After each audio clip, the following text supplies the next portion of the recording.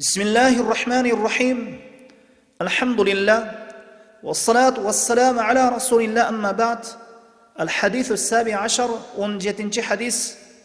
عن أبي هريرة رضي الله عنه أن رسول الله صلى الله عليه وسلم قال: ويل للأعقاب من النار. متفق عليه.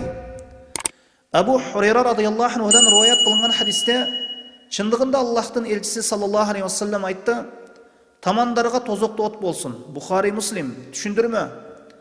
Bu hadistin manisi kişi darat alganda daratta juulчу müçөлөрүнө толук суу жеткирбей, жуулбай калган үчүн коркутуу болду. Bu hadiske байланыштуу окуя Пайгамбар саллаллаху алейхи ва саллям бир жолу Меккеден Мадинага кайткан кезде сахабалардан артта калып бир топ сахабалар алдыга өтүп, асыр намазынын убакты чыгып кетпесин деп шашып-бышып дарат алышканда, буттарына сууну жеткире жуушпай, тамандарына суу жетпей калат. Бул сөзүн Пайгамбар саллаллаху алейхи ва саллям аларга карата 2 жолу же 3 жолу кайталаган, аларды көрүп, "Вайнул лил аъқаб минан нар", тамандарына суу жетпеген адамдарга от болсун деп айткан. Киши мына ушул хадиске лайык даратта жуулчу мүчөлөргө көңүл буруусу керек болот.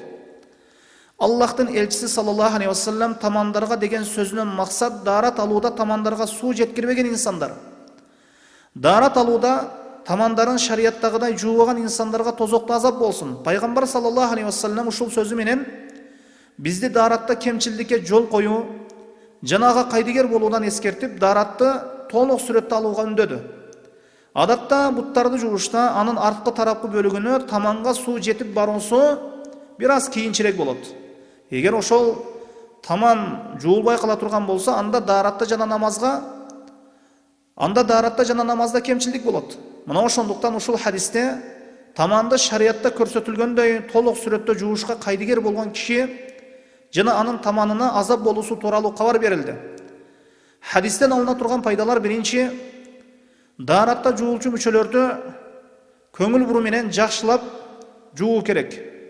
Жана аларды жуушта кемчилдикке жол берүү. Мына ушул хадисте буттарды шарият көрсөткөндөй жуубаган кишиге эскертүү берилген болсо да, бирок калган мүчөлөр ага салыштырылат. Кала берсе, калган мүчөлөрдү жакшылап жууш керектиги туурасында далилдер келген. Экинчи пайда: хадисте даратка кайдыгерлик менен караган кишиге каттуу эскертүү болуп жатат. Үчүнчү бир пайдасы: даратта буттарыны жууш парз экенин колдоп кубаттай турган хадистер мутаватир даражасына жеткен.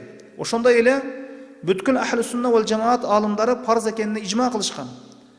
Төртүнчү пайдасы: Пайгамбар саллаллаху алейхи ва саллям сахабаларына үйрөттү жана аларга үнүн бийик көтөрүп сүйлөдү жана аларды тозок отунан эскертти. Киши бир нерсени билбесе, ага үйрөтүлөт. Бешинчи пайдасы: көпчүлүк адамдардагы кемчилдик буттагы таманга, колдогу чыканакка суу жетпей калат, даратта жуулбай калат. Ушуга көңүл буруу керек. Кайсы бир инсан даратта ошол мүчөнү жууш парз болгон мүчөнү калтырып койсо, дарат саналбай калат.